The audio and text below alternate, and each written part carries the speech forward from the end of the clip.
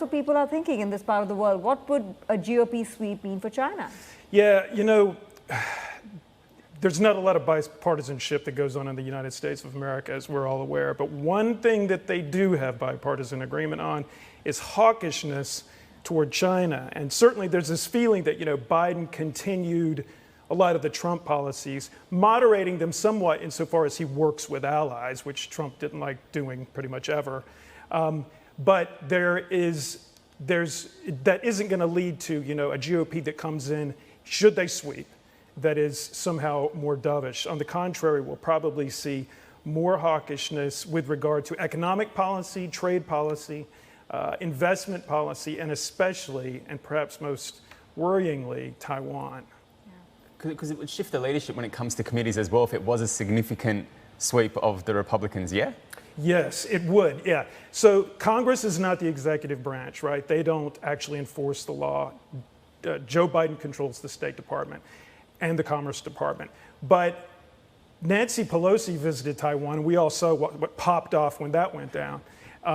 I think that you would be likely to see even more congressmen, senators showing up in China from the GOP, from these committees, like you said, or groups of them from committees, to sort of strut their stuff and sort of grandstand a little bit, probably.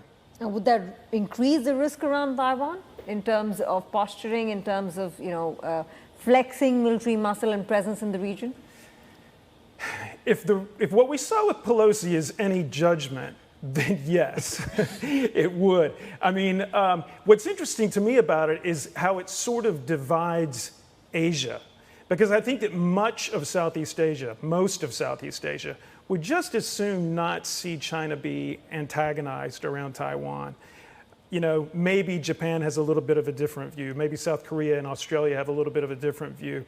But there's a certain division that's, I think, we might see come about in terms of like the response to a provocative approach by the U.S. Yeah, and I've got to ask as well, just for your take on this. So let's just assume that we are going to see this Republican sweep, and we've already got a number of the leadership. If you talk about not necessarily, McConnell, but if you're talking about the thought leadership, like the likes of a Ted Cruz, do you think that gives them a more amplified voice, and that will also lead to more of that grandstanding that you mentioned in terms of China, that really hawkish push? Because that could have implications for a lot of these American companies that are really trying to scramble to adjust to deal with what they're having to do in China as well. Yeah, you're right.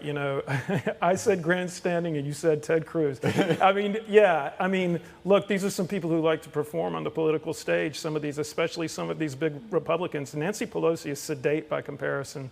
So there's almost, I think, among a lot of folks in the GOP, a desire to sort of out-hawk each other.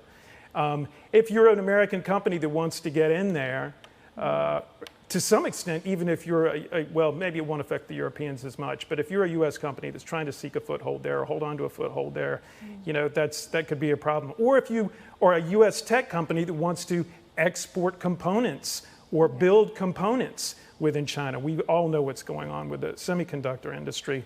That is probably going to get sharper with a GOP Congress. So would incentives or policies that are designed to help companies extract their manufacturing out of there into Vietnam or into Mexico or into India.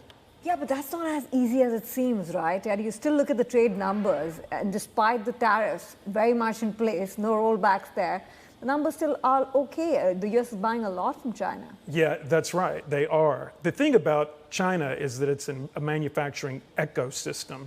These individual plants don't exist, outside of, any sort of context. Yeah. And so, it's a deeply entrenched system that China has built up over decades. Doesn't mean that the U.S. might not try to chip away at it. Very quickly, from a market standpoint, how does this break down in terms of where the focus would lie, sector-wise, policy-wise, in the U.S.? If you want to look at U.S. domestic stocks, there are a couple sectors that are sort of no-brainers. Energy. And I'm not talking about clean energy. I'm talking about. That's on the reverse. Yeah, that's on the other side. I'm talking about big oil, of course. I'm talking about natural gas. There's also the pharmaceutical stocks, the drug industry, which the Democrats are usually want to try to regulate, and the Republicans much less so. There's financials, especially insurance, and defense, the Lockheed Martins of the world, the Northrop Grummans of the world.